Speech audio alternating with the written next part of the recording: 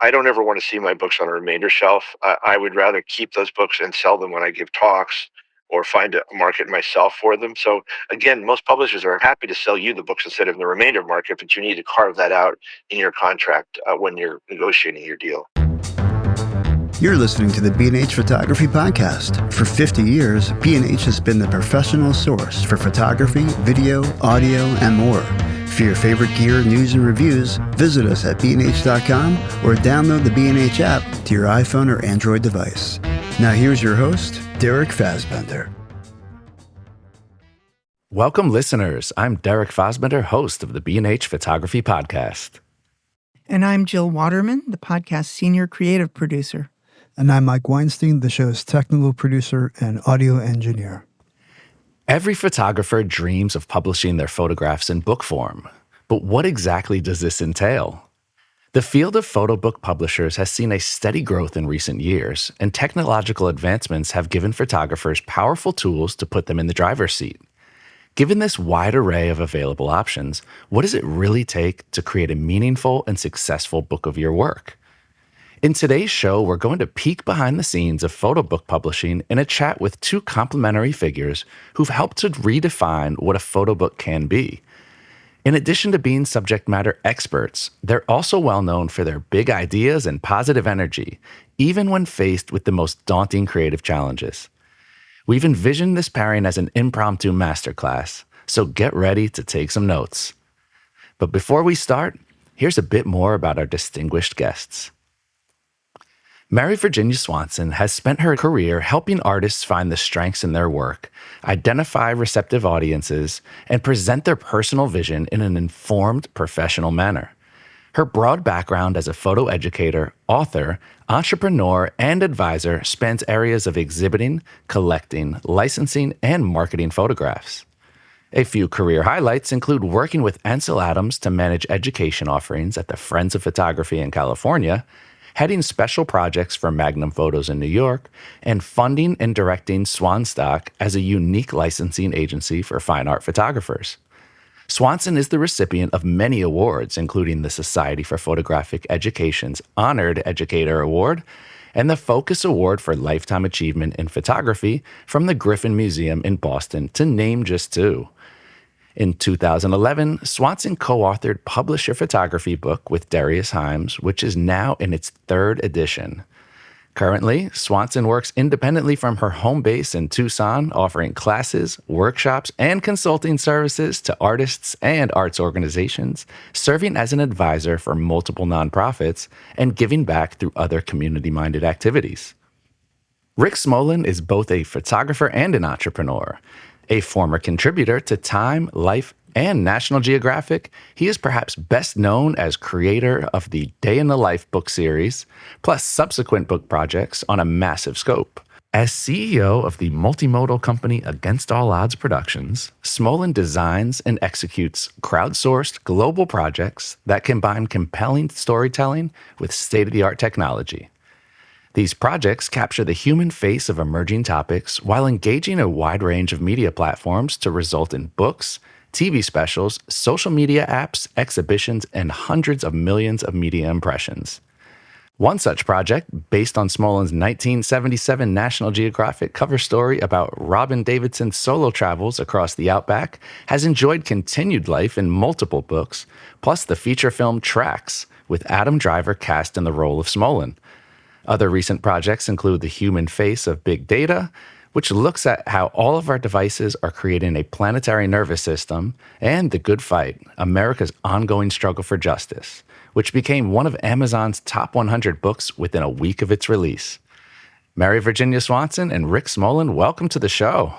It's such an honor to be here with Rick. Ditto with Swanee. We're mutual fans of each other. I love it. That makes the pairing even better. And I think that this topic is one, as we said in the opening, that everybody has a stake in this. I think all photographers, this is the ultimate goal, and such a broad-reaching topic that most of us don't have a clue on. So we're equally as excited to have you both on. Now, Swanee, the research for Publish Your Photography book started in a 2003 column for the Photo Eye book list, which you wrote with your co-author, Darius Himes. So you've been actively following trends in photo book publishing for more than 20 years. You've been advising photographers about marketing their work for even longer than that. Now, given that we've had such growth in this field, has your basic advice to photographers about book publishing changed much over the years? I'll tell you that the three questions I always ask then and now remain the same. Why a book?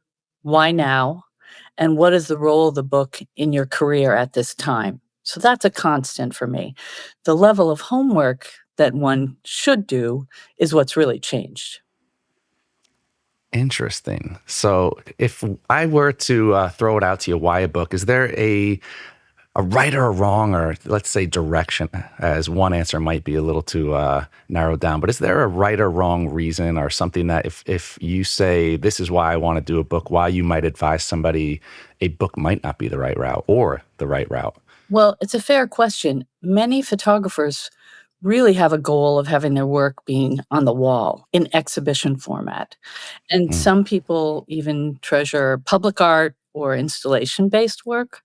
So I want to make sure people understand that that thing that is a book is a completely different experience for the viewer. For myself, I love the fact that one can tell the whole story in a book rather than having one person buy one print and take it away from the rest of the story and live all by itself on the wall. So that's what's key to me. It's a completely different beast creating the book, but for the reader, a great pleasure. Mm. Swanee, what did you mean by the level of homework is different nowadays? What specifically were you referring to? In terms of homework, I have to say I just came from the LA Art Book Fair, which is a great place that I do my homework, any art book fair. And I see more and more publishers interested in photography books, more photo book publishers embracing the materiality of books to really enhance the impact of a story, and more collaborative studios such as Conveyor in New Jersey and Seton Street Press, the Birds Strapped in Airports, all of these people will help you with perhaps one piece of your book. They'll bind the book, or they'll cut the pages and you'll do the binding, or they'll add different elements to it that you maybe can't produce at home or another small press can't. So the layer of homework is not just on who's the right publisher, but it's also on what is the anatomy of a book? Where can I bring the story to heart? What can I do with perhaps adding a book in a book or other elements that really make things change your experience as a reader? We started to see publishers putting text elements on different papers or putting the text together in a booklet in the back of the book. But more and more, we're seeing an incredible explosion of the book materiality, and that's a lot of room for homework that needs to be done. Wow. Yeah. I was thinking the same thing. Like, wow, that is a lot of work. There's so much at our fingertips today. It's like we have so much available to us, but it's almost made the process more difficult, it seems, as it's more research to do, and you have to cross a lot more T's and dot a lot more I's. Now, Swanee, you had over 100 different publishers listed in the appendix of your second edition of your book. And with all these publishing options, can you talk briefly about the different models that are available today and maybe highlight a few of the major players that stand out to you? Sure. Well, and it really truly has expanded in the sense that we're seeing the handmade and the self-published being really vibrant. So let's start at the top. We think of trade publishers as the big guns that are doing dozens and dozens of titles a year, have giant distribution networks. One of our favorite smaller presses, Monticelli Press, was just acquired by Phaidon. And that brings those published authors and new authors to a much bigger arena with bigger production teams, bigger marketing teams. Everything about it is just larger scale.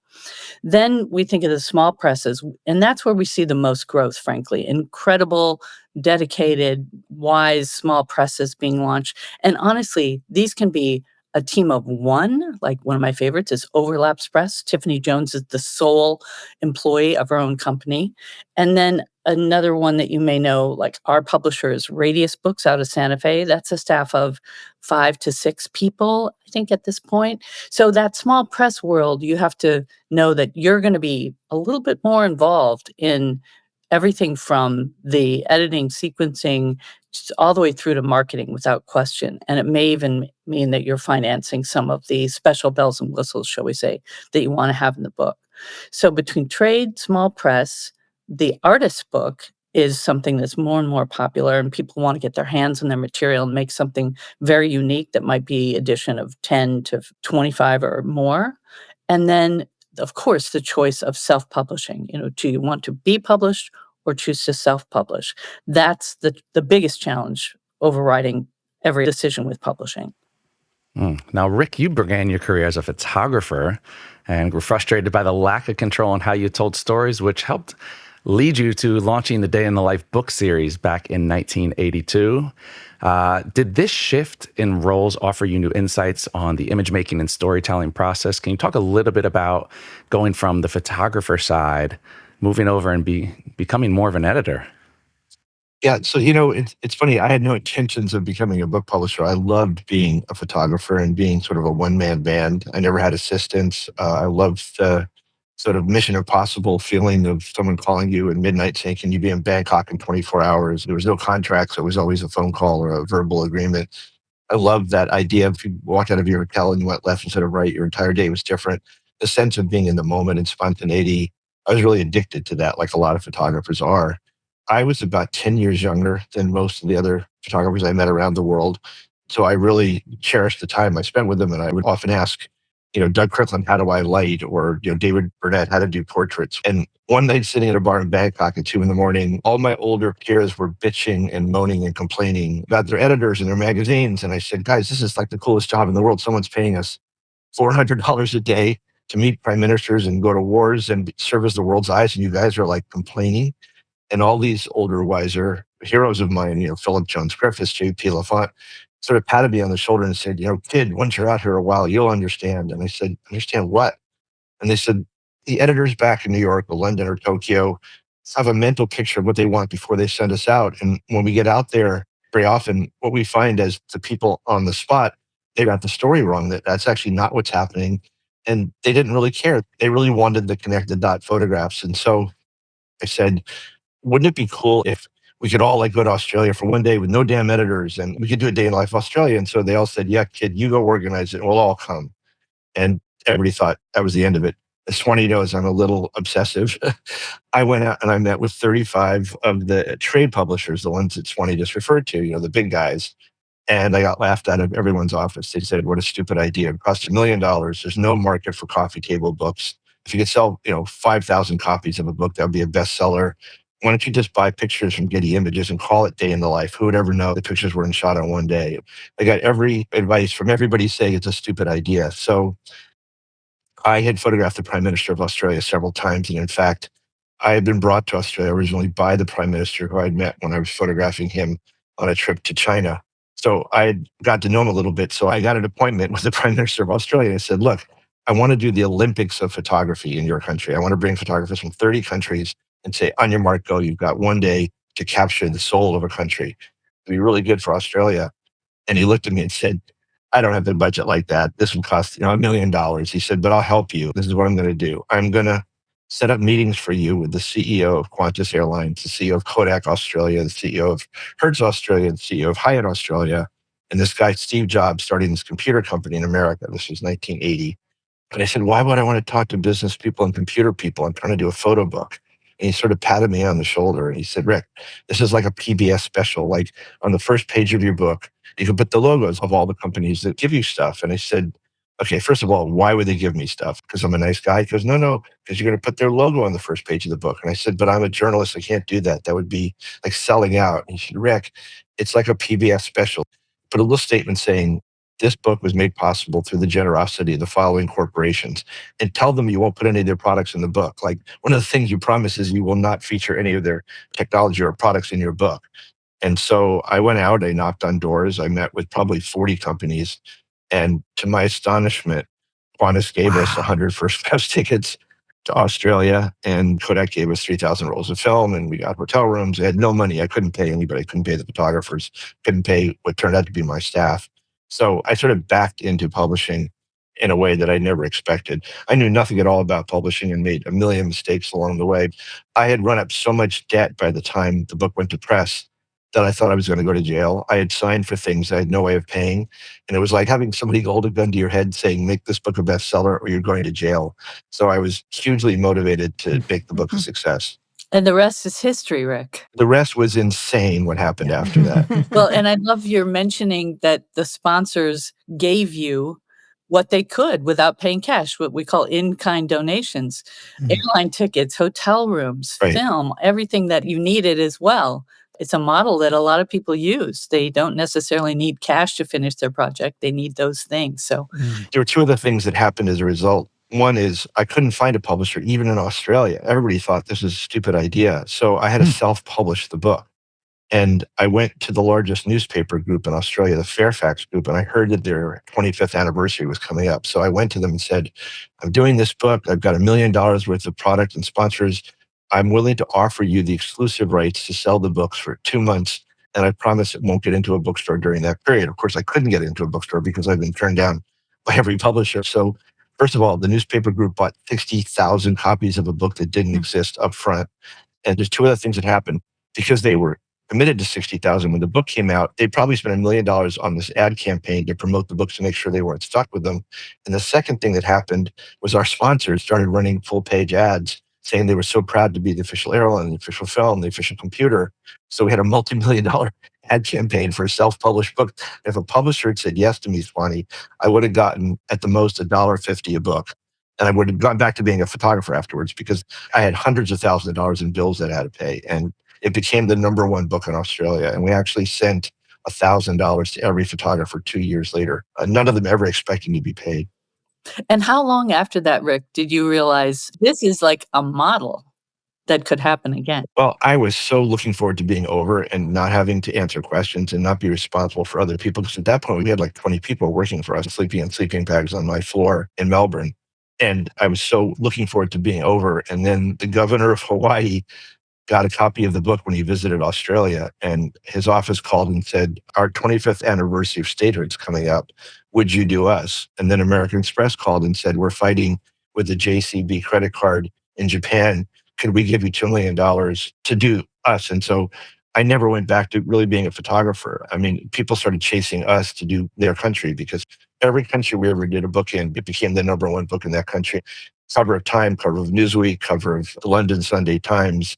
It literally happened in every country we went to. It became a phenomenon. By the way, I want to mention that 25% of the covers always came from the country because we thought there were some things that you would have to be from a culture to even understand or photograph. And there are other things that it helped to not be familiar with the country because you would see it with fresh eyes. So it wasn't just a bunch of foreigners descending on a country. The other thing we always did is we always gave each of our photographers 2 point-and-shoot cameras. And we said, find 2 children during your 24-hour shoot and make the kids part of our team. And that sort of became a sensation as well. It's funny, as you said, you're trying to think of how do you make your book stand out from all the noise. So we always try to add some cool thing like having a children team or making the book smartphone enabled when phones came out, or putting a CD in the book, or doing something to help the book stand out from all the noise. But Rick, another thing that you did that is a model today for sponsored books is you offered the sponsors the opportunity to get special books that didn't have everybody else's logo. Like I remember Daniel from America listed all the logos if you bought the book in the bookstore. But when you got the Kodak version with Ray DeMoulins' letter, we're so proud to be a part of it, in the slipcase, that was a way that you actually were able to bring the unit cost down so that the public copies were more affordable. That's right. I keep forgetting about that. Thank you for reminding me. Yes. So each of the sponsors got 500 or 1,000 copies of a book in a slipcase. It also came in a pre-designed mailing carton. So all they had to do is slap a label on it because we figured the least work they have to do to send the books out, the better. As Swanee said, that edition, the first page of the book, we hand tipped in a letter from the CEO because you always want to appeal to the ego of someone at that company. Hopefully it's the CEO. who then proudly gives this book out to the most important people, both in media and in their sphere of influence. So again, that became sort of a marketing thing in itself, because if Ray Mullen, who was then the head of the professional division of Kodak, gave it out to 1,000 people in the photo community, all of a sudden, everywhere you went, this was sitting on the CEO's desk of all the people that were most important to Kodak. And so we would only have one sponsor in each category. Like, you own the category of film, you own the category of airlines. And again, we backed into all of this. It wasn't some great master plan. It was literally out of desperation. I realized as my life has gone on, when people say no to me, it's the best possible thing that could have ever happened, because then you have to sort of, come up with a new way of accomplishing your goal. Can I add one more Interesting. thing, Rick? Yeah, of course. If memory serves me, when you brokered those deals with your sponsors to get X number of copies of the books, they could not sell those. So they were not competing with you at the bookstore, correct? Yeah, so they couldn't return them to the bookstore, and they couldn't compete with us. But even better is we also said we were going to give them the right to buy additional copies, and many of them did. So before we printed our first book, we often already knew we had a 20,000 print run that was prepaid for. Initially, Swanee, we thought, like most people, that the goal here was to go to traditional publishers, thinking they were going to bring all this value. But as time went on, we started realizing, wait a second, we're coming up with a concept, we're raising the sponsorship, we're hiring the photographers, we're editing the pictures, we're designing the book, and we even publicized the book ourselves. We had our own publicity team. So all the quote unquote publishers were doing was distributing the book and then still taking the lion's share of the profit. So we also started realizing, well, wait a second, if we already know we've sold 20,000 books to our sponsors, why don't we invest that and become the publishers? In other words, why don't we print the books ourselves and just find a distributor, in which case we get 2/3 of the profits instead of, 7% or something. So that became our model later on, where we became the publishers and just had traditional distributors. So their sales force still went out and met with all the book buyers, but we kept a much greater portion of the profits because we were taking the risk. Fantastic. See, Rick, if you gave a short, little, concise answer, we wouldn't have all that backstory. That was too many cups of coffee this morning. But no, I love it. I mean, that's great context. It's like, I obviously familiar with the book series, but hearing all of that puts everything in a much different light. I'm interested to know that model. Does that model still exist? Has it changed? Does it still work the way it used to? It's a good question. I think the world has changed a lot. I mean, we used to sell hundreds of thousands of copies of our books. I mean, for A Day in Life of America, we sold 1.4 million copies of a book, which I think was the best-selling coffee table book ever done. But to answer your question, I think the coffee table market is very, very different right now. It's when he was talking about, this sort of bespoke, personalized, small edition books with a print inside, where you're not trying to reach 100,000 people. You're trying to create a book that becomes a collectible. It's very different than what we used to do. One thing I wanted to just jump into, that something that Swanee said is really interesting, which is when people come to you, Swanee, and want to publish a book, I mean, you probably see books where there's not really a market for them, and you're trying to be polite to the photographer. I think one of the questions that I always wonder about, and I'm curious to hear your answer, is when a photographer comes to you and shows you all their best pictures. So here's a book of John Jones's best pictures that he or she has ever shot around the world. What do you say to that person, even if the pictures are fantastic?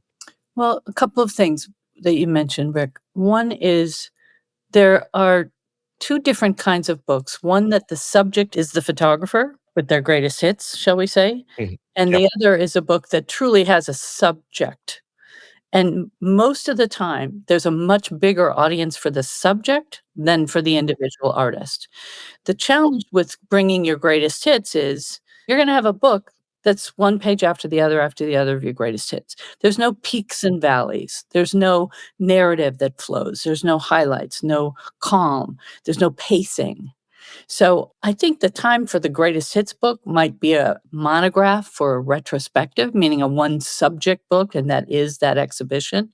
And then you might have additional essays. And I always appreciate when they hold the book back just enough time to get some installation views in as well, because I think it's always interesting to see how a photographer prefers to exhibit their works. But that's a very different book than being able to tell your whole story between the front and the back boards. That's the most exciting thing to me.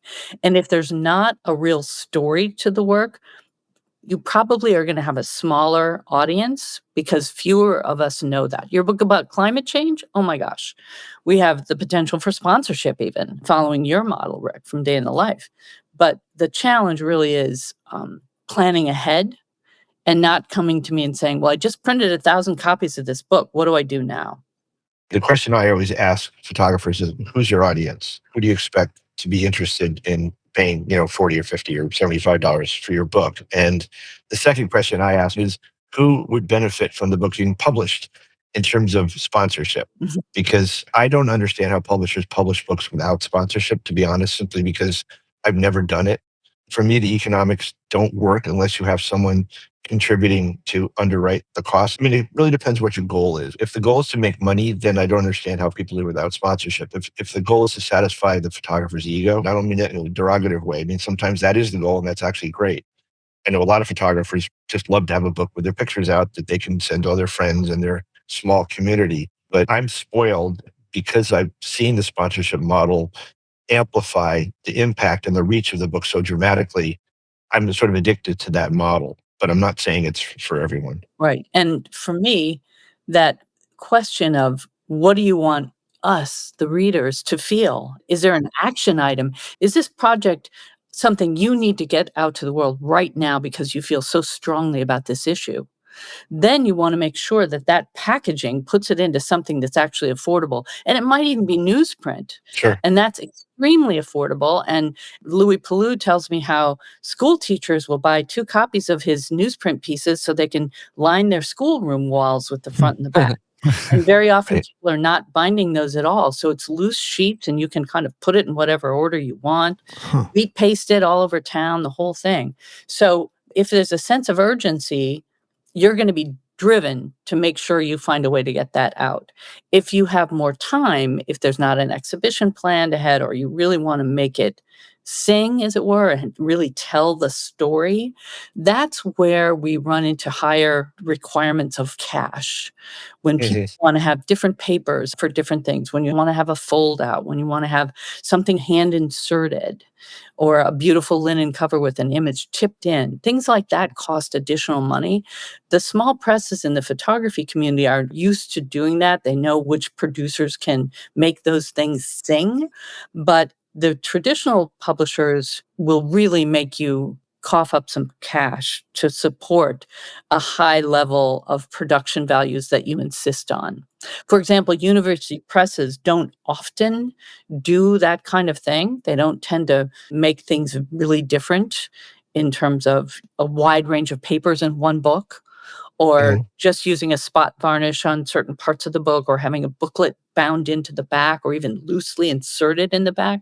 That's not typically what they do, but I've seen beautiful photography books come from University Press, Chicago, North Carolina Press, MIT, and they're classically presented but impactful. If you really want that tactile thing, it's the small presses that are going to be nimble and do it, but you'll have to expect to pay some money. Very few publishers will do things without requiring what's referred to as a subvention of the additional costs. Mm. I did want to throw one more thing out, which is that if you can afford it, no matter what the publisher tells you, you should either be on press yourself or have someone who's really a great printer on press. This is going to sound crazy, but when I've got somebody on press, and it's not me because I don't know the inside and outside of publishing, but I just find that when you're not there to talk to the printers, they actually can save money by actually not putting as much ink on the page, which sounds insane, but at least with large print runs, I find that if you have someone there who the printers respect, they get excited about the book and the book looks so much better.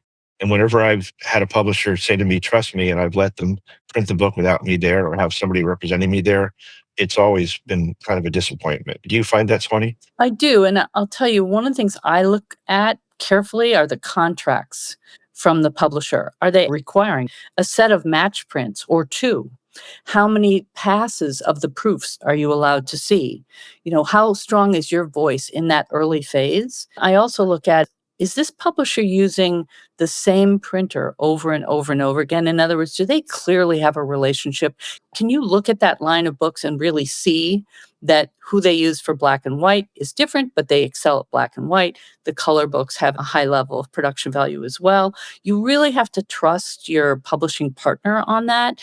If you can afford to be there, most printers will be very happy to have you there with the publisher. But I see some amazing things happening from the presses that are, shall we say, very up to speed with digital technology. And if your person that's producing your files for the book follow those profiles to a T that the printer gives the publisher, as well as, I'll add again, the set of printing proofs that you hand over, there shouldn't be a challenge. And I hear that again and again from printers, artists, and publishers that work with printers in China and in Singapore, that those seem to be the most state of the art, best trained printers in the business for digital. We've kind of turned that corner. It's not to say that there aren't amazing books being made where it's even sheet fed at home as self-publishers. But if you're going for the bigger ones and all, it would be amazing to be there. Just remember to add that to your marketing budget because you're paying. A couple of other things I would throw out, which is that whenever I have a contract with traditional publishers, there's two things that one of my wonderful lawyers years ago recommended. One is to reserve the rights to sell books to sponsors. As you said before, Swanee, publishers tend to think every book you give away is one less book that they sell.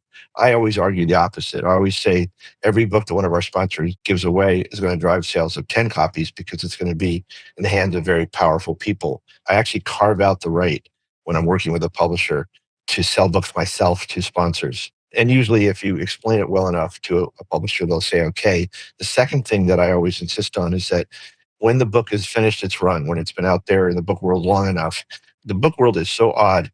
Publishers can sell books into bookstores. And if those books don't sell, the publishers have to take the books back and give the bookstores all their money back, which is an insane idea. So in other words, Phantom Menace, when that movie was announced, DK Publishing in England printed 6 million copies of a book about Star Wars, and I think they sold like 200 copies. I mean, the company actually went bankrupt. The only reason I'm pointing this out is that I put something in my contract saying that when my book is no longer selling and you still have 400 copies of it in your warehouse, I want the first right to buy those copies back at the remainder price, not the cost of printing, but at the 75 cents a copy. When you go to Barnes & Noble or one of these stores, they have that whole area of the store with really inexpensive but beautiful books. I don't ever want to see my books on a remainder shelf. I would rather keep those books and sell them when I give talks or find a market myself for them. So again, most publishers are happy to sell you the books instead of the remainder market, but you need to carve that out in your contract when you're negotiating your deal.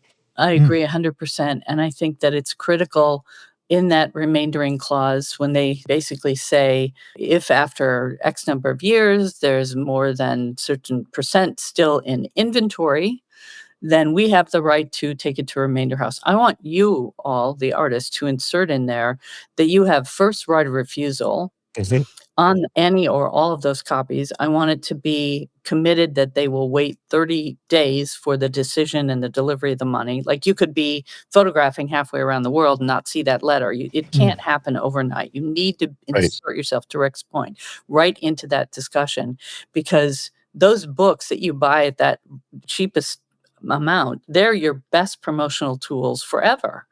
And to be able to have that opportunity. And I know no one likes this discussion because, of course, we want your books to stay in print. But the reality is, if there's inventory sitting, they will send them off to either be pulped or remainder house, and you'll be able to buy them for $5.98 at Books A Million or something like that. I can't tell you how often I've been at one of those stores calling friends saying, listen, do you know that I'm about to buy? How many do you need me to buy right now for you?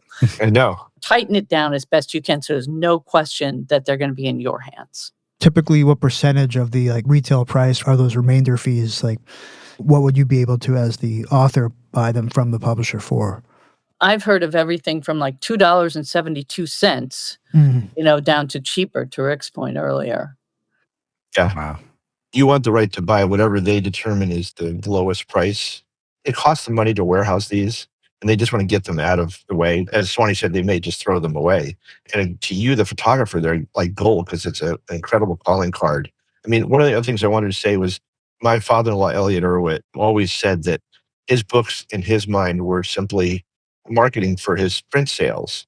He didn't really care about making money from the books because for him, he would give his books to a collector and then the collector would pay, $10,000, $12,000 for a print. So Mm. for him, it was just a fantastic catalog of his work.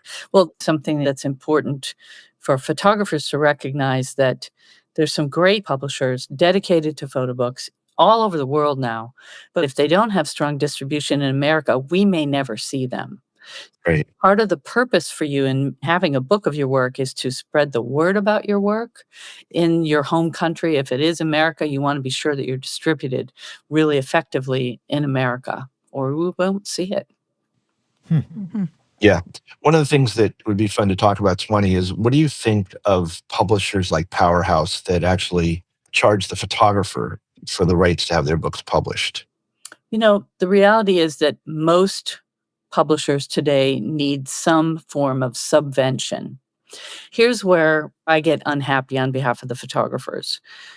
I hear all the time about people getting a publishing offer from a publisher that already has a price tag attached to it. We love your work. We'll do a book for you. It will be X thousands of dollars. And I'm sure you know that publishing is expensive and you could do a Kickstarter and blah, blah, blah. It's like, hold everything. How do you know what the price will be and how much you need for subvention when we haven't even talked about the trim size? We haven't talked about the number of pages. We haven't talked about the type of printing. We haven't talked about where it's going to be printed. We have no sense yet of the expense, but you've put a price tag on it. That to me says, A, this is not going to be a collaborative process.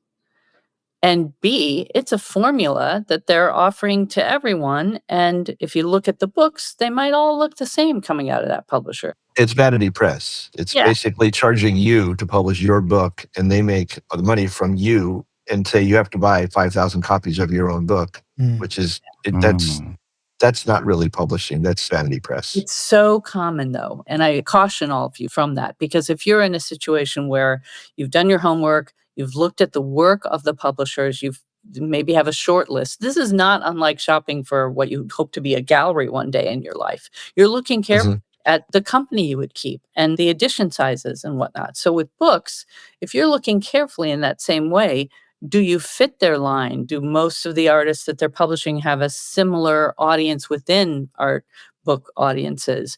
Do you love the way that they produce it? Are the reproduction qualities consistent throughout their whole line? If that's the case and you're working with someone like that, you're absolutely going to be in a collaborative situation where you're discussing all these things. If it's a formula that they offer you, it's not going to be that kind of experience. And you may not have something that I like to refer to that either wasn't the book that you envisioned or it wasn't the book that you really wanted to invest in.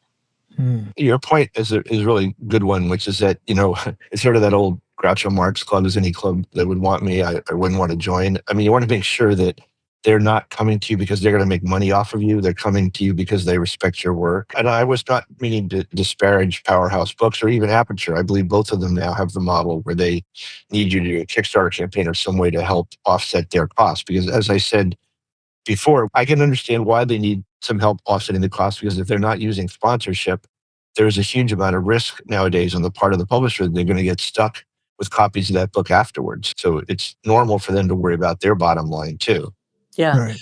I'll share with you that I keep an eye on all the Kickstarters that are happening. And of course, I get all those emails from photographers wanting us to buy into the pre-sale. More and more often, they're saying now that they have a deal with a certain publisher. They know what the costs are going to be, and this is what they need to raise. I respect that a lot because I know that they've done their homework and they're that far along. My favorite that I use in my classes actually was a Kickstarter campaign from Eugene Richards for his book, In This Brief Life. And one of the important things to me was in that description of why he was seeking the money, he said, if we raise over $60,000, we'll be able to give that book away to libraries that are underserved and will appreciate this book. And that to me was the hook. because Mhm. you love libraries and you love books being in libraries. You supported it. And the results for him were he had 393 backers, which in itself is a huge achievement. I say to Mhm. every photographer, if you're going to try to do a Kickstarter, do we know you? Hmm. Because if we Mm. don't know you, it's not that likely that we'll fork over the 50 or $60 you're asking for essentially pre-purchase the book. Right. And that Right. also says to me, you may not have that mailing list. I know people that have spent their entire summer nurturing their Kickstarter campaign, and they had a mailing list that was cleaned, and it was 2,000 names, and they still ended up doing, like, 3 mailings to those people where they hand typed their first name. It's a huge job to Hmm. have a successful social media campaign, particularly if we don't know you. So just a note of caution about that. Swanee, where do you start if you don't have the name of an Elliot Erwitt, but you are a photographer with a strong body of work? Is there a starting point, or how do you decide self-publishing or traditional publisher? Or as you guys have laid out, there's so many nuances in between the two that make it almost seem like a labyrinth of decisions and information out there. It's true, it is, but so much of that research can be done online, others at book fairs, others at your local library, or even your special collections or curatorial libraries in your town. You can get in and see the work of different artists and the work of different publishers. The difference is this to me: if you're being published, you're going to have a team of people right there, whether it's 1 to 5 people or more, that know what they're doing. I never believe anybody should be the first book being done by a publisher. Let somebody else be the guinea pig. That way you can also look at their whole line and see if it's consistent in quality. If you are somebody that doesn't want to build your own team and you appreciate that you could walk in and there's a whole team ready to go for editing, sequencing, production, all the way through to distribution and marketing, that's the place for you. If you really think that you can build a team of people that can teach you about the editing, sequencing, choices of papers, the PP&B, paper printing and binding, that's going to help you and you'll get exactly what you want because you're the boss, but you're also the bank. 100%. You're going to be hiring people. You're going to have to negotiate what their deliverables are, by what date, for what fee. And again, many people's personality is they want to go that route, to know exactly what the choices are, make those decisions, and get exactly the book they want. Which, by the way, if you go the self-publishing route and your book is late and misses your exhibition opening, it's your fault, nobody Mm. else's. So it's looking at that landscape first, I think. If your work is truly ready, you've been to enough portfolio reviews and showed the work and you've gotten encouragement about it, then do you want to be published and gain that team sort of inherited, or do you want to do your own thing and self-publish? And there's plenty of great examples now of both of those scenarios.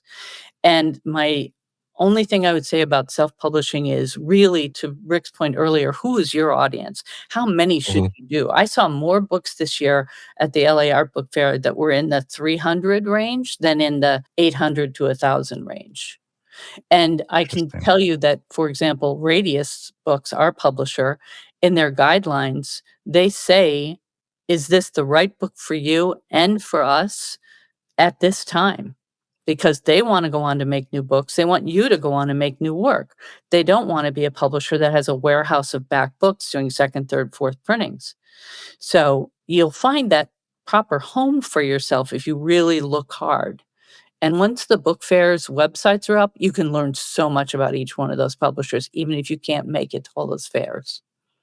I mean, the other thing I think is really essential is if your book's about a topic that you're passionate about, um, you are the best salesperson for that book. And I find most publishers, and again, I don't mean to sound like I'm down on publishers, but they're publishing 50 books or 100 books every season, and they've got 3 people who handle publicity.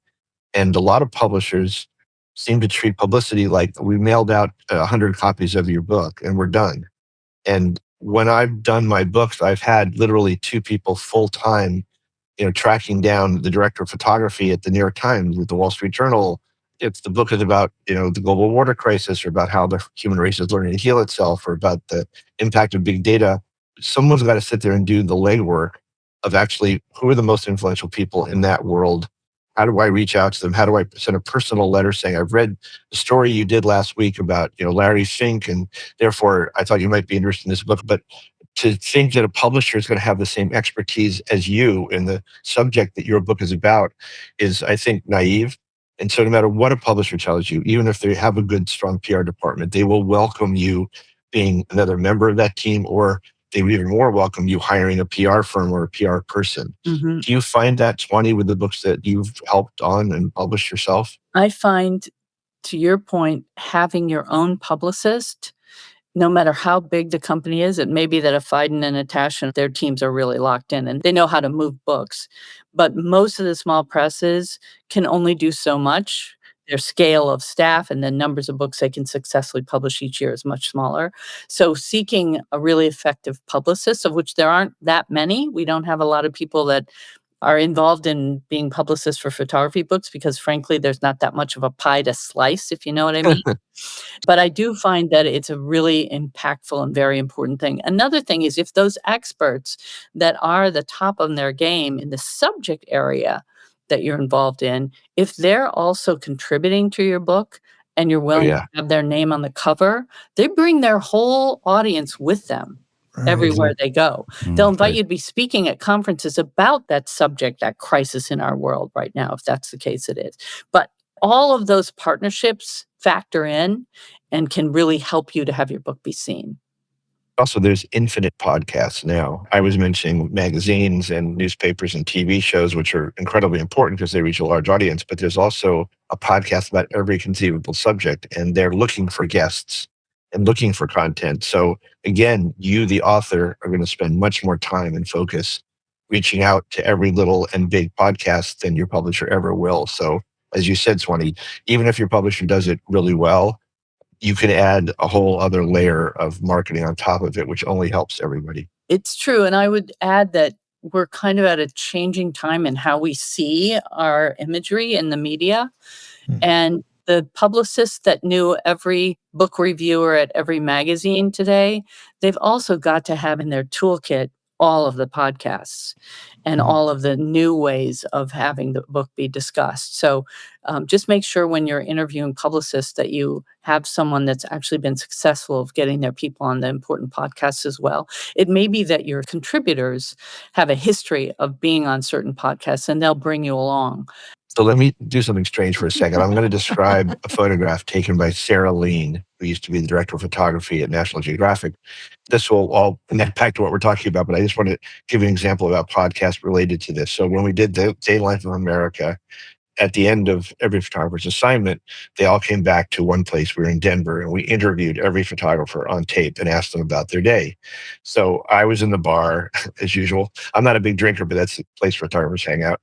And Sarah came down to the bar, and I said, "Oh, did you just finish your interview?" She said, "Yeah." I said, "Did anything interesting happen on your assignment?" And she said, "Well, you sent me to East Los Angeles, a really bad part of town." And she said, "Well, I was walking down this long, dark alley, photographing people passed out on the street to show this terrible part of town." And she said, as I was walking out of the alley, I saw two guys mugging another guy, and he was laying on the ground, and they were going through his pockets. And she said, I had a 200 millimeter lens on my camera, and without thinking, I lifted the lens and got 3 frames off of them kind of silhouetted as they were mugging this guy. Then they started running towards me. And she said, I was just terrified because I was in the middle of the alley. It was really dark. I was the only person there. I was a woman. And I wasn't 100% sure that they'd seen me. Hmm. And she said, I thought if I kept walking towards them, they'd see how terrified I was and they would mug me. So I turned my back to them and I started shuffling like I was another wino or junkie in the alley.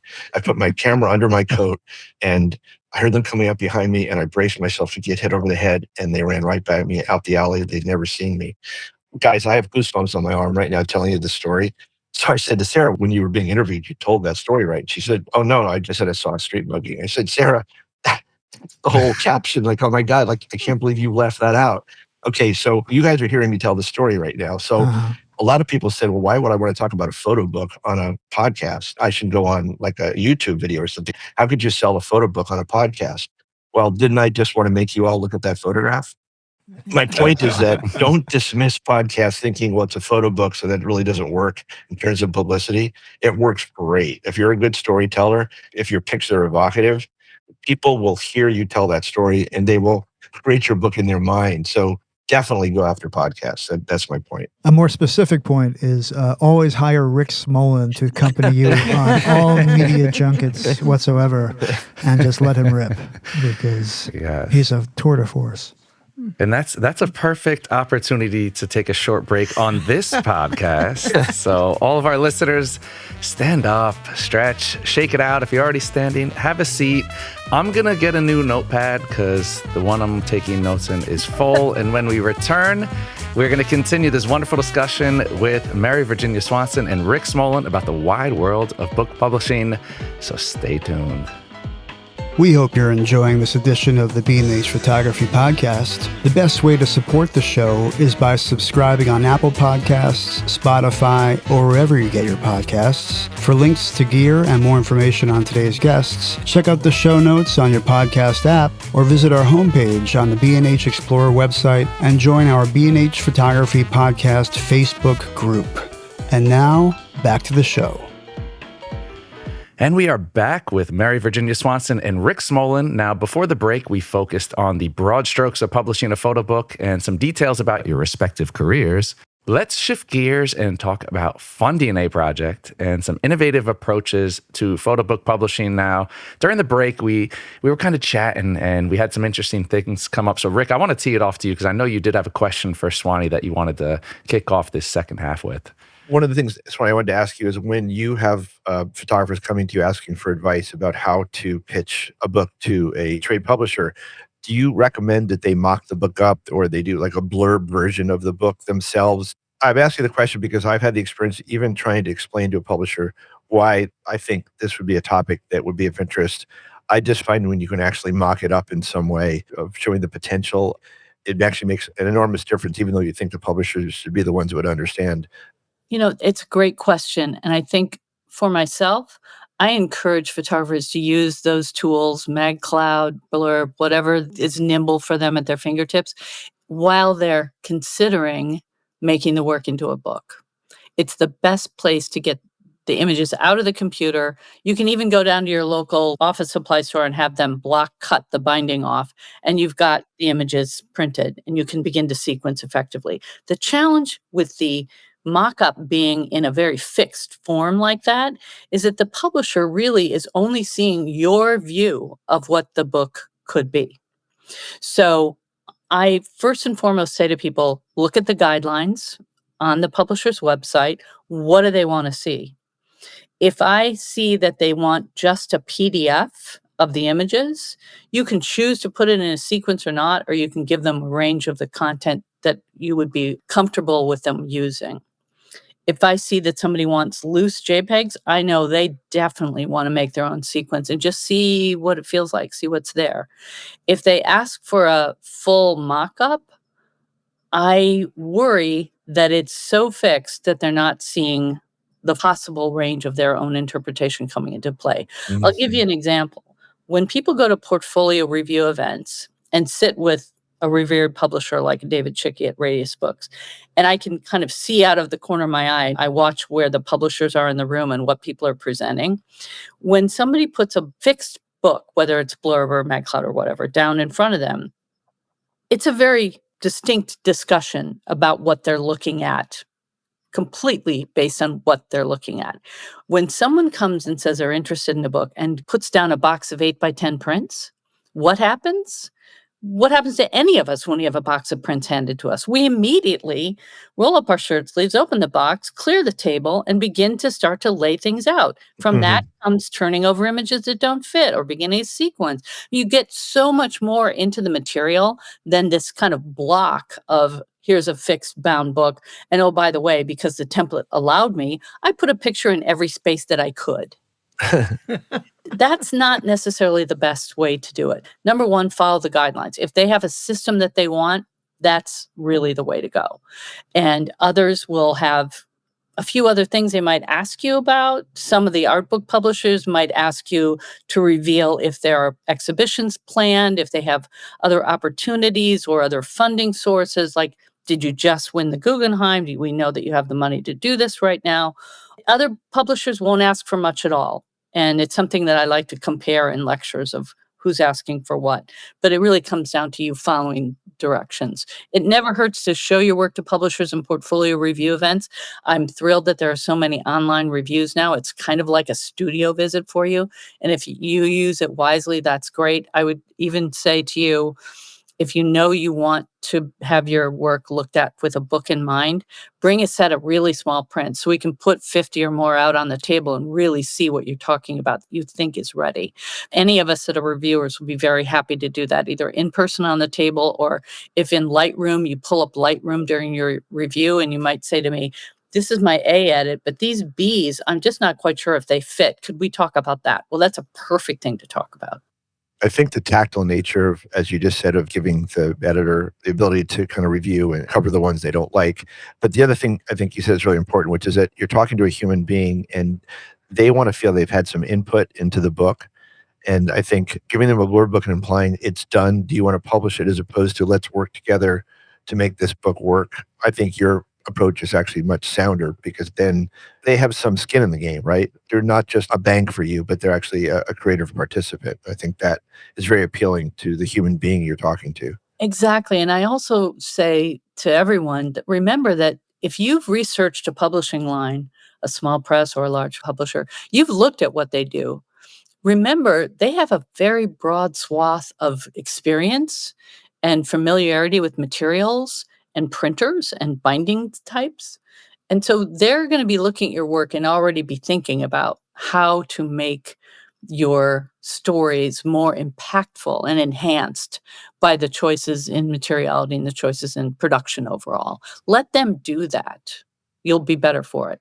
Can I say something really corny? This is advice I give my kids. My son is 22 and he's a young filmmaker. My daughter, Phoebe's 25, and she is a photographer. And when Jesse and Phoebe both go out and pitch things, I remind them something. My dad actually taught me this. He said, I know you're going in to meet with the editor of Time Magazine or whatever, and you're nervous about it. You want to sell yourself, but ask them questions about themselves. How did you get here? How long have you been a photo editor here? Like, you want them to like you and not just like your pictures.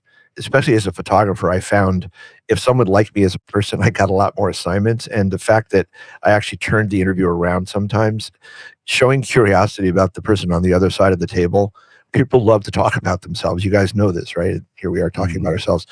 I just think it's really good advice when you're talking to a publisher to find out, what's the book you're the most proud that you helped publish? Just simple questions, a real curiosity, but I can't tell you what a huge difference that makes. I agree 1,000%. And let's take that same question to the people that you don't know are looking at your work. And how do you reveal some personality in your social media? It is a hard path now to get to have a sense of personality when we're not meeting very many people in person.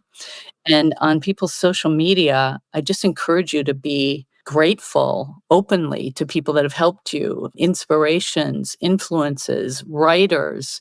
If you've had the opportunity to show your work in a group show, I always love it when the photographer says, I'm so proud to be in the company of, and lists everybody else. Whereas 5 other people that are in that same group show only mention themselves.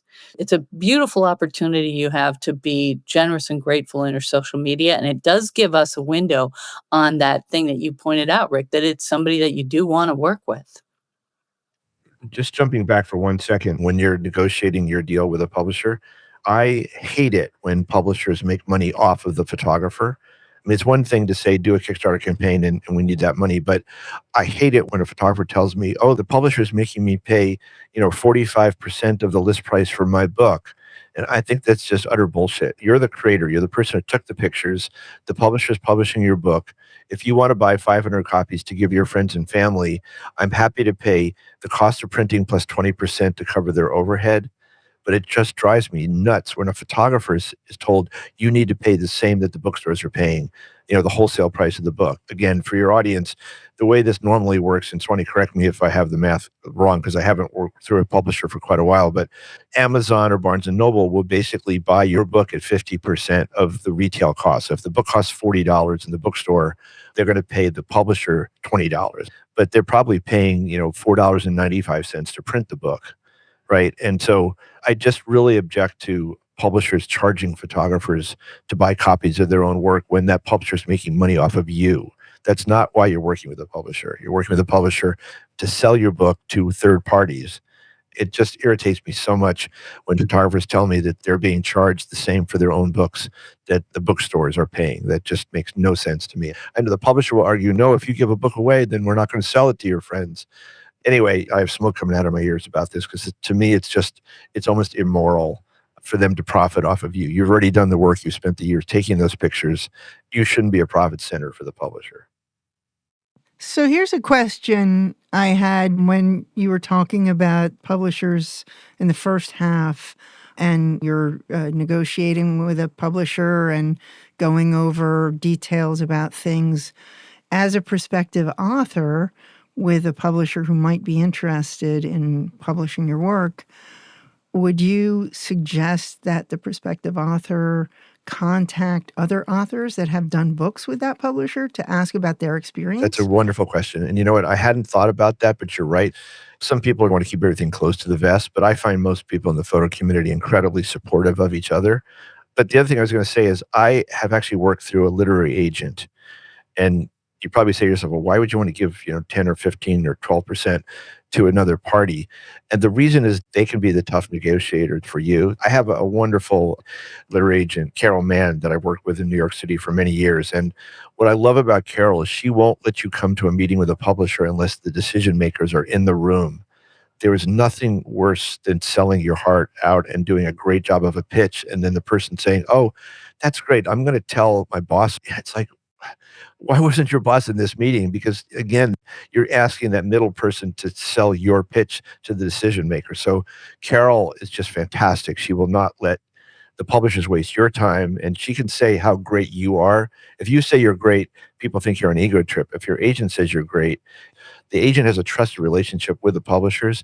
So especially for a first-time author, a literary agent is really indispensable. It's absolutely true. It's the challenge of the slice of the pie in the end.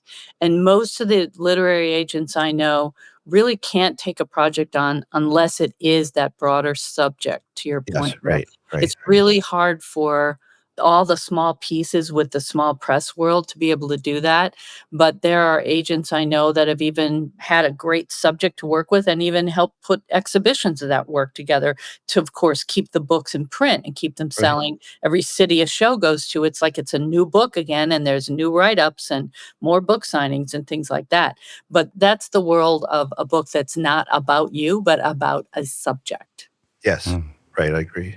Can we dive a little bit more into this slice of the pie idea? I've heard before in speaking with mentors of mine that, hey, with sequencing, hire someone to sequence, someone who that's what they do. That makes, that makes for a better book. So just taking that one task right there and expanding it in this idea of slicing the pie up.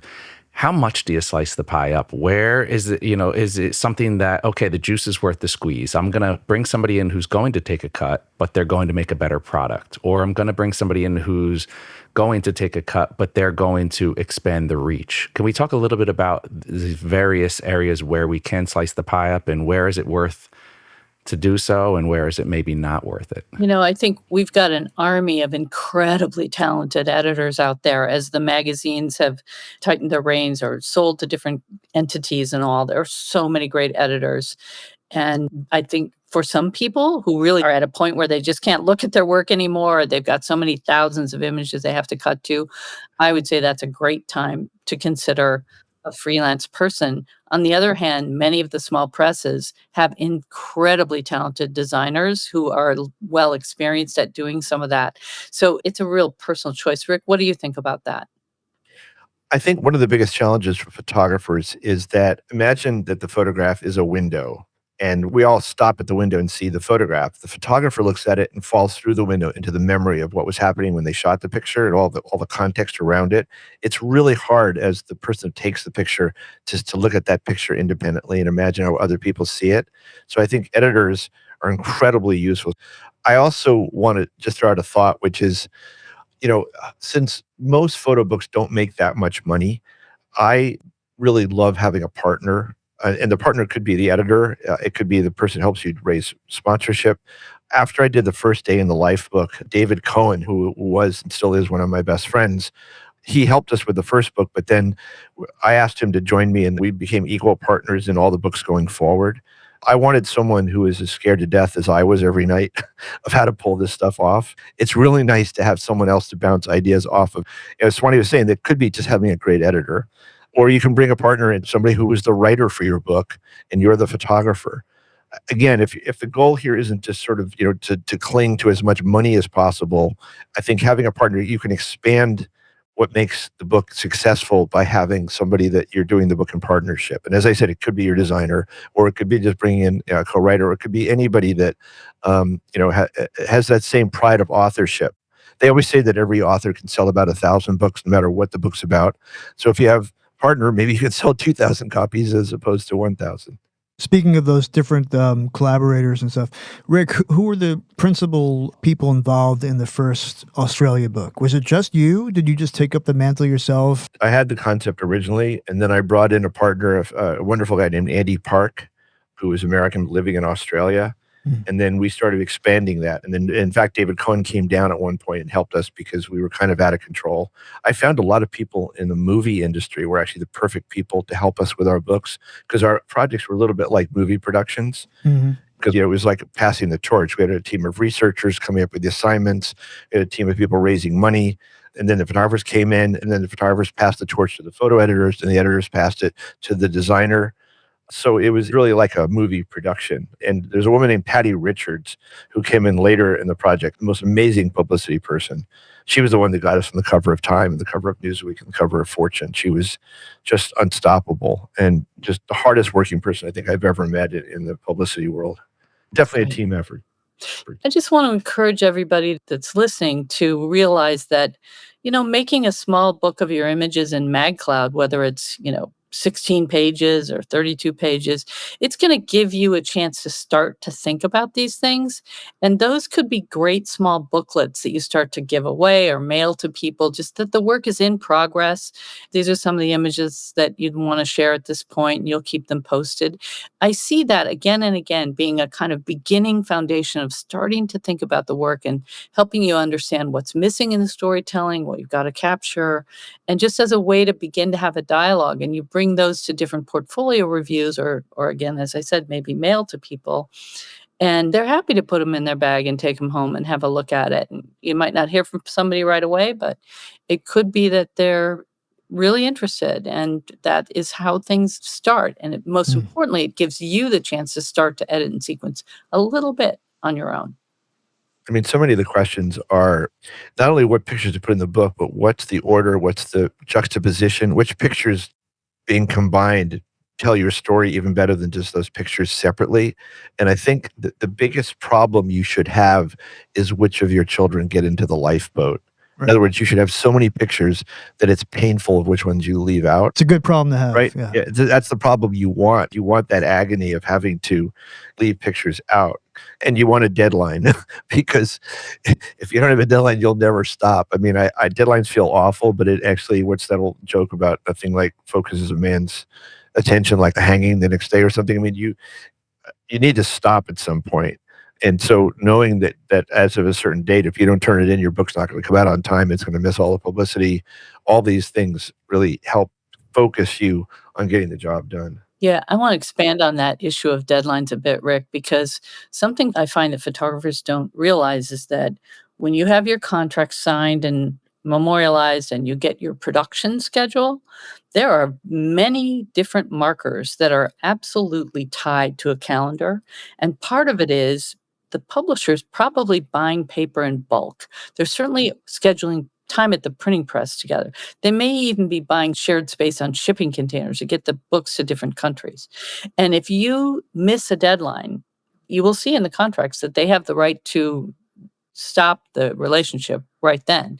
And that's because it's often tied to so many other people that it really causes a price increase for people when they don't get to buy the paper at bulk, or it changes the price of the shipping container because you're using less of it. It's a bigger machine than you realize, and they're really serious about those deadlines. There's a whole ripple effect. You're right. It's not just you.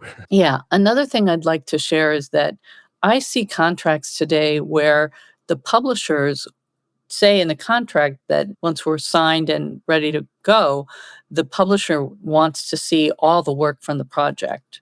Now, if it was 20,000 images, they're probably not going to ask for that. But the point is, you need to have everything ready that you chose to edit out, because many great book editors in-house at the publishers want to see everything. It may be that your final edit you submitted is it, but they may feel there's something that adds that you maybe didn't realize. So have everything at your fingertips at all times when you're ready to go to a publisher, because one of them might ask to see more.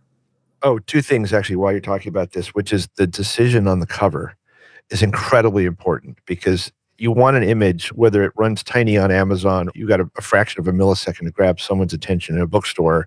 It may not be your favorite picture, but it's definitely in collaboration with the publishers who have a very good idea of what will work as a cover. And it's not your favorite photograph. Sometimes it's the one that reads the most quickly.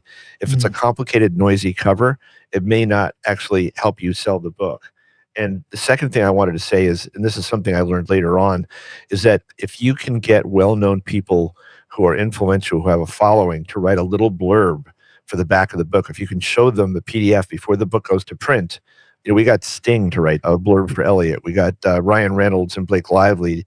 We got Mitch Albom and Amy Tan and Matt Groening to write the back of blurbs. And again, obviously Elliot's in a class of his own, but if you find people that are connected to the topic of your book, they're usually honored to do this.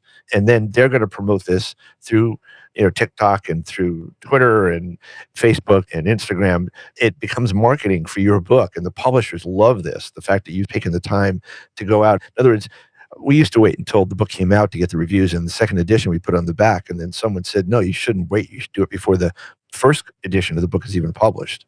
So it's a wonderful way of building awareness and presence and expanding the reach of your book, and the publishers will thank you for it.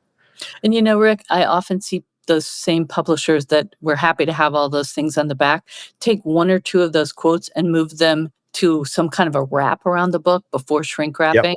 Yep. Because we can't even count on people ever seeing the back of the book today. This is Good the point. problem. That's right. So be mindful of bringing some of that forward, or the best of, or one really solid big name. But you're absolutely right. Those people have their own followings, and you want to be able to capture them. I want to also refer back for a second to something Swanee said about the Kickstarter campaign. I did a Kickstarter campaign for a book called Inside Tracks, which is about Robin Davidson's camel trip across the Outback, when they did a feature film about it, as you mentioned at the beginning. And I self-published the book, which is why I did the Kickstarter campaign. But one of my friends who had done lots of Kickstarter campaigns, do you guys remember the Hammaker Schlemmer catalog? Oh, yeah. Yes. So they always had something on the cover, like a $250,000 jet ski or something insane that no one would ever buy. But they always put something that was unobtainable on the cover just because we'd all talk about it. And so my friend said, one of the rewards you should put into your campaign, make it something crazy that no one's going to buy, but it'll make people talk. So I thought, what would be a crazy thing to do? So I put in for $5,000. I would come to someone's house and screen the movie for them. I'd put a DVD into their player and have dinner with them and their friends for $5,000. And I realized no one's ever going to do that. So I was at the Maker Fair with my son, who was 7 years old at the time, and I'd forgotten my phone, which is almost unheard of. So I said, Jesse, can I borrow your phone? And I installed Kickstarter on it. And then he was walking around. He said, Dad, someone bought you for $5,000. And it was like 3 people actually did it. And only 2 of them have ever asked me to show up at their house for dinner. So my recommendation, though, is like, but something totally insane when you do your Kickstarter campaign. Just again, because the motto here is make yourself stand out from all the noise. There's so many things. We're overwhelmed with all the notifications and the emails and the texts that are coming in all day and like the onslaught that we all get. So everyone's looking for something where you go, oh my God, I can't believe that. That's so crazy. Did you like Adam Driver portrayal? I had no idea who he was. And then I got to meet him and spend time with him. And they actually invited me and Robin to come on the set in Australia and watch him making the movie. You can imagine this is like, I've died and gone to heaven and I'm watching one of the most famous actors in the world playing me. Right. And it was funny because he had said, I've never held a camera before. I use my iPhone. I have no idea how to hold a DSLR. I don't want to look like a rube on screen. So I spent some time with him. He spent a day with David Burnett and with Josh Hainer, two incredible photographers. I was in the middle of producing a huge project, so I didn't have the time to spend an entire day with him. But in the movie, he really looks like he knows what he's doing, which is great. Anyway, I love the movie. I think they did a great job. Must be a surreal feeling this way. Very surreal. So I highly recommend Trapped. It's on Amazon TV. And every time Adam comes out with a new movie, they always rate his best movies, and it's always one of the top 10 movies. And you're available for $5,000 to come to one of our listeners' home and watch it with them. Yeah. Any of your listeners, I'm happy to come. Okay, good to know. Yeah, new goal unlocked. Why are we talking about photo books? I want to go. Really? I want to charge people $5,000 to have dinner with me. Yeah, I'll bring the Chinese food. There we go. It's a date. As we start to wind this down, we've talked about everything that goes into the process of making a photo book and all the decisions. I'm interested to know from each of you if there's an example that you guys can think of, a recent book that is visually successful or someone that really hit it out of the park or did everything right or really grabbed your attention. Oh my gosh. That's hard. Again, which of your children, right? Or if there's a couple you want to throw out. Yeah. The thing is, it's kind of a revolution out there right now. We have people that are hand making work because they can, and they can sheet feed in the comfort of their home through their digital printer. We have people that are experimenting with tools like the risograph printing machine, which was born in the 50s and kind of came out of that mimeograph era. And people are buying the used ones and digitizing them, and the sets of inks are soy, and it's different kinds of palettes. We have people making anthrotypes who are making their own emulsion from plants to get, again, a different kind of palette. People are just experimenting like crazy. And the depth of the research on the technical, the depth of the research on the stories, it's just phenomenal what we're experiencing in the book form right now. I could go on and on and on about that. I'm in the middle of teaching an online photo book symposium right now with an artist named Susan K. Grant. And each week, one of the segments that we do is called In Conversation. There's 4 different themes for each week about the small press, the fine press, the handmade and limited edition artist books. And so each week we both bring 5 books and play off each other in that and do page-turning videos and talk deeply about those books. In the last couple of sessions, I've talked about a book called This Earthen Door, which 2 artists collaborated on, Amanda Marchand and Leah Sobsey. They were published by DATS Press in South Korea, but they made work in response to Emily Dickinson's Herbarium, her Pressed Flowers album. She was better known as a gardener in her lifetime than a poet. And to replicate that, they literally grew all of the plants in the herbarium notebook and then made the prints in this antique process where they literally made the emulsion from the plants. Think mortar and pestle, right? And hand making the work on papers. And then those were scanned. And all the deep research with Dickinson scholars and understanding the history of photography and the process and all, just incredible work. Another book that I shared this week was by Michael S. Honegger, and it was published by Blow Up Press in Poland. It was all Polish production, incredible small press that has an important book dummy prize. And Michael is somebody who learned later in life that his father had been a Cold War spy. So he was at a point in his life that he wanted to know more, and he traveled back to where they lived in Berlin. He traveled to all the different places that they had gone. He went to the Spy Museum in Berlin and looked at the tools of the trade, and he worked with Blow Up Press to make this book that has the facsimiles of important papers that are inserted. There's a book in a book of his father's passport, these little pages that you can turn and all. I mean, those are just two examples of extraordinary things. And I can't encourage you more to really take a good hard look at what's happening at the art book fairs, who's winning the book dummy prizes, who's winning the Perry Photo Aperture Prize, who are the shortlisted artists. And many of those book fair shortlists then tour. Like the Aperture Perry Photo always comes to Printed Matter in New York and many other photo book fairs around the country. So it's a really exciting time for deep research and expansion of what is a book. Yeah, it really feels like a renaissance that's unfolding. Definitely. Yeah. Huh. Yeah, so much out there. And I think that kind of leans into the technology. And is there anything out there that you guys have seen that just really blows your mind as far as uses of technology and how you've seen it incorporated into the making of a book or what we've done with the digital era? Well, this sounds very self-serving, but again, back to that theme of trying to make your book stand out from the noise in the marketplace, there's several different things that we've done with technology that I think have really helped us. The first is that Josh Hayner, who I mentioned before, a young photographer, was interning for us. When we did America 24/7, my daughter, Phoebe, had just been born, and one day he said, "Do you have a picture of your daughter?" I said, "Why?" He said, "Just give it to me. I'm playing with something." And the next day he walked into our office. This is before the book had come out. And he had a replacement wraparound dust jacket, and there was Phoebe on the cover, but it had the logo of the book on top of it, the reviews of the New York Times on the back. I said, "How'd you do this?" He said, "I wrote the software, I found a vendor, and we can deliver these to people for $5.95, including postage." And then Oprah Winfrey heard about it, and 80,000 people uploaded their own photographs. And here it was, the #1 New York Times bestselling book, but it was your mother on the cover, your parents on the cover, your parents' wedding, your house, your dog. And it was just insane. And so it was the first mass customized New York Times bestselling book ever done. And Josh, I think, was 22 years old at the time. He went on to win the Pulitzer Prize working for the New York Times as a photographer.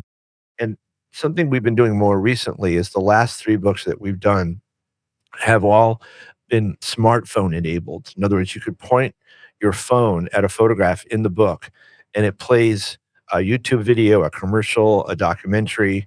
So the most recent book that we did was called The Good Fight, America's Ongoing Struggle for Justice. And it was about the incredibly inspiring struggles of Jews and Blacks and Muslims and the gay community and Latino Americans and the disabled community throughout the last 100 years, showing through the eyes of photographers and writers how much better it is today than 100 years ago. I know we have obviously much more to do, but you point at 61 different pictures in the book, and it expands the knowledge of the reader in such a dramatic way. So it basically adds the internet to a printed book, and we can actually change what videos are played after the book is published. You asked me which books are out there right now that I think are inspiring for people. I know there's a huge amount of controversy in the photo community about AI photography and how good it's getting and how disturbing it is to photographers like many of the people listening who make their living as photographers. But there's a photographer named Philip Toledano who lives in Brooklyn. Philip has been doing things where he's creating alternate histories of America, things that never happened in the 40s. And the pictures are just stunning. And there's a whole book of his out right now. And he's very upfront about it. He's not pretending these are real photographs, but he's very well spoken. He's very thoughtful about it. He just did something which has sent shockwaves through the entire photo community, which is, as some of you know, Robert Capa's famous pictures of the landing at Normandy. Most of his film was destroyed in the lab, and only, I think, 3 pictures survived. And one of them is that incredibly famous picture of the landing at Normandy. And Philip decided that he would create the rest of the contact sheet that doesn't exist. You can imagine the ripples this sent through the entire photo community, Magnum in particular. Look, this is like when Photoshop came out and people said, "I don't want to ever alter my pictures." I'm not saying I'm in favor of AI photography. I'm just saying that it's not going away.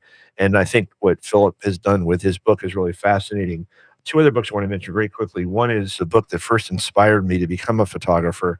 It's a book about Elliot Erwitt, which I read when I was 16.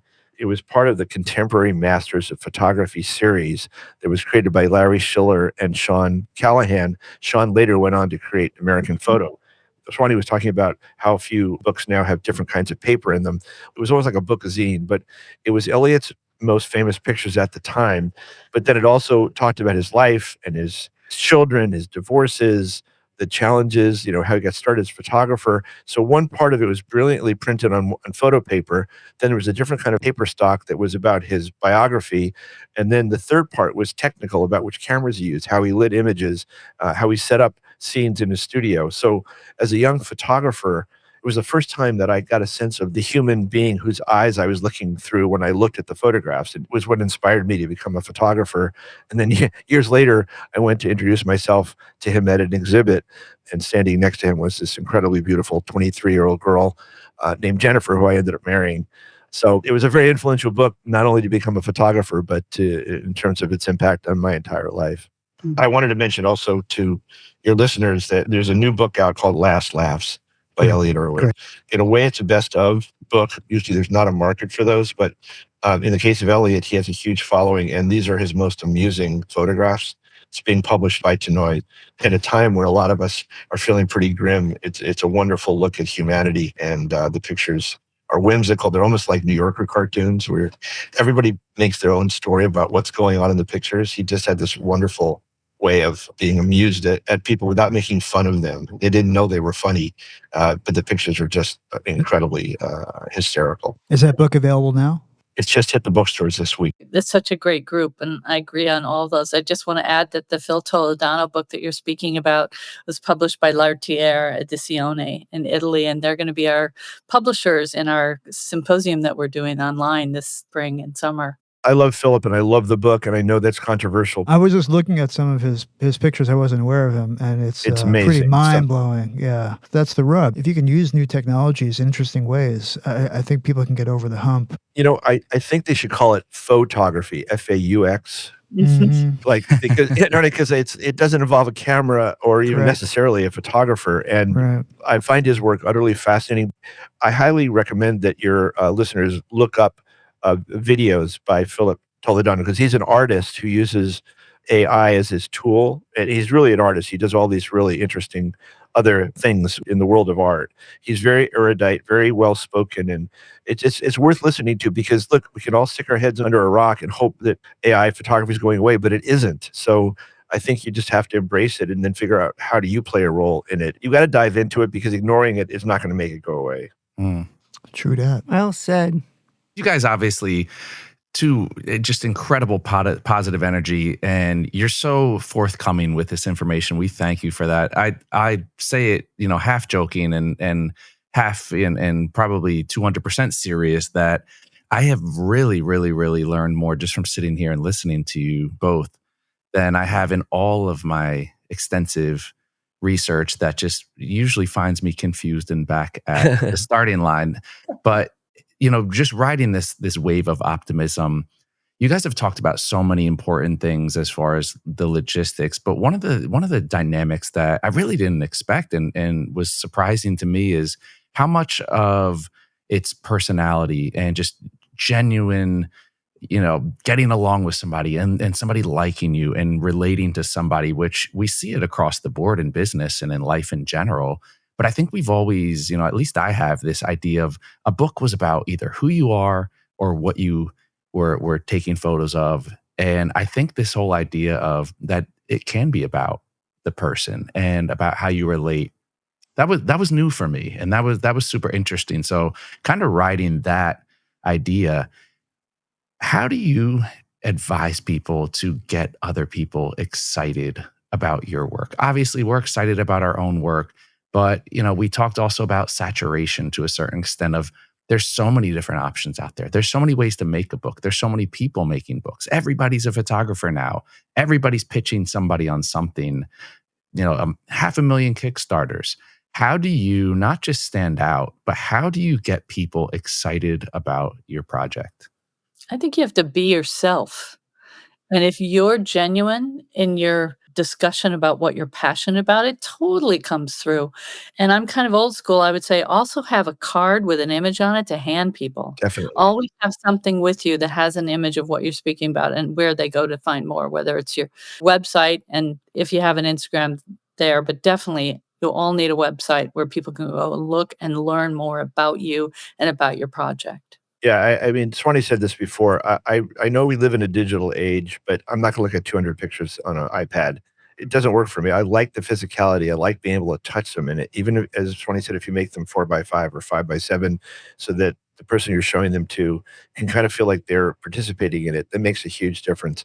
I want to say one last thing. When I've referred to sponsorship many times during our conversation, if you get in front of the CEO of a company and you're asking them to finance your project, don't ask for too little. I'm just saying that if you're walking to someone's office and you say, I need $10,000 for a book, and they're the CEO of a big company, they're going to say to their assistant, why did you let the person in my office? I always say, ask for more than you think you need. They may say no, but they're not going to forget the meeting because you're audacious. And when you tell them, look, I need $250,000 and we're going to do a book, we're going to do a podcast, we're going to do exhibits, they're going to go to 5 cities. You're going to get 1,000 copies of the book that you can give it out to all the people. I'm just throwing this stuff out, but I'm just finding that people sometimes are timid and think, I just need $3,000 so I can do this book. It's like, okay, but then don't get to the most important person in the industry that your book relates to, because you're wasting their time. And it also shows that you value your project and your work. Right. They read right through it if you don't value it. If they say yes right away, you ask for too little. Great advice, right? And also, on all your advice about sponsorship, something I've always taken away from you and share with people is know the founding dates of the companies that you're interested in. That's right. It just might be that 5 years from then is their major anniversary and you got a lot of time to plan.